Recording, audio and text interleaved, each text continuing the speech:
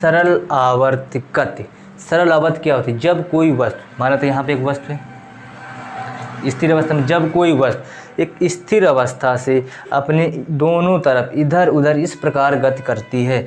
मान लीजिए कि वस्तु है, कुछ समय बाद यहाँ पर भी होगी, झूला जैसे झूलते हैं, यहाँ पे होता बैठते हैं पर इसे चलते हैं, फिर चलते हैं, यानी कुछ समय बाद यहाँ पे आएगी, कुछ समय बाद वहाँ पे जाती है।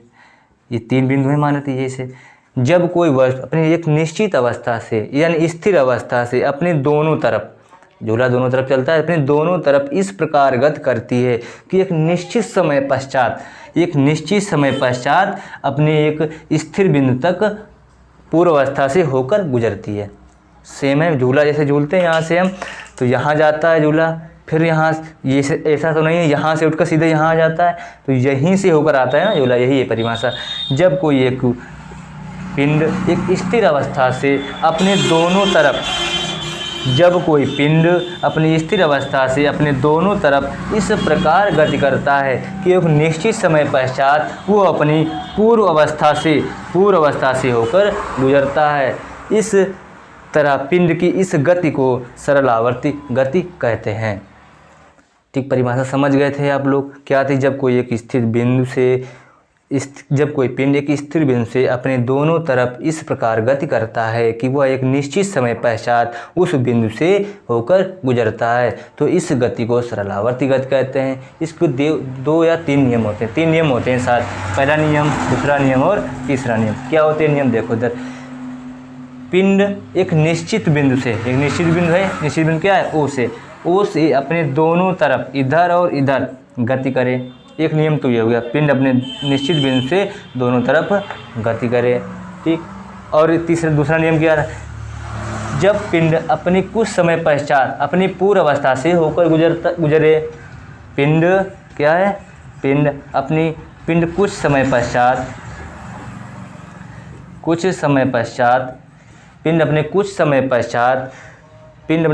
पश्चात अपनी पूर्व अवस्था से होकर गुजरे। वही जो परिभाषा थी वही इसमें लिखना है, पूर्व अवस्था से होकर गुजरे।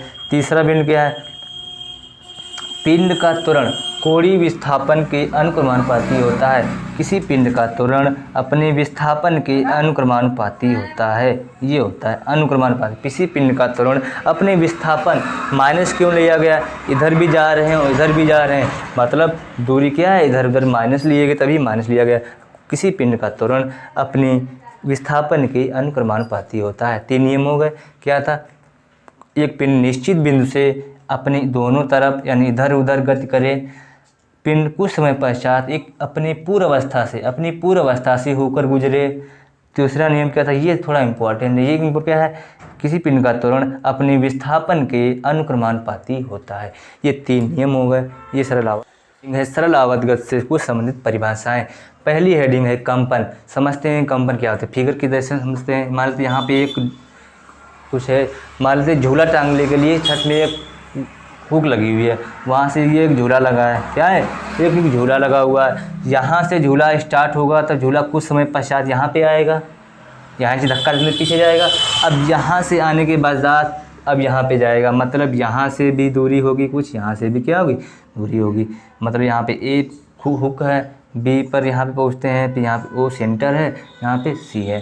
ठीक, जब कोई पिन, ये माध्य स्थित है, यहाँ पे हम बैठते हैं आराम से, पहले धीरे से, क्या है? माध्य स्थित। समझ में आया यहाँ से? यानी झूला है, यहाँ पे हम धीरे से पहले रोक के बैठते हैं, फिर यहाँ से कोई धक्का देता है हमें, तो यहाँ पे जब कोई वस्तु अपनी माध्य स्थित के दोनों ओर इस प्रकार चक्कर लगाए, माध्य स्थित के दोनों ओर एक चक्कर लगाता है, तो इस पूरे एक चक्कर को क्या कहते हैं? कंपन या दोलन कहते हैं।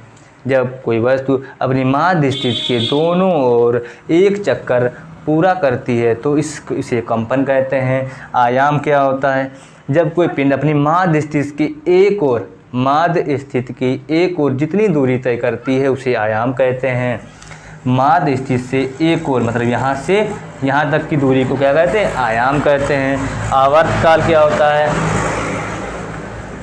अब आवर्तकाल क्या होती है परिभाषा? आवर्तकाल देखो इधर, अपनी माध्य स्थिति के दोनों ओर एक चक्कर पूरा करने में जितना समय लगता है उसे आवर्तकाल कहते हैं। ये अपनी कॉपी पे लिख लीजिएगा। क्या है? माध्य स्थिति के दोनों ओर एक चक्कर पूरा करने में जितना समय लेता है उसे आवर्तकाल कहते हैं। आवर्तकाल, ठीक, आवर्तकाल कहते हैं।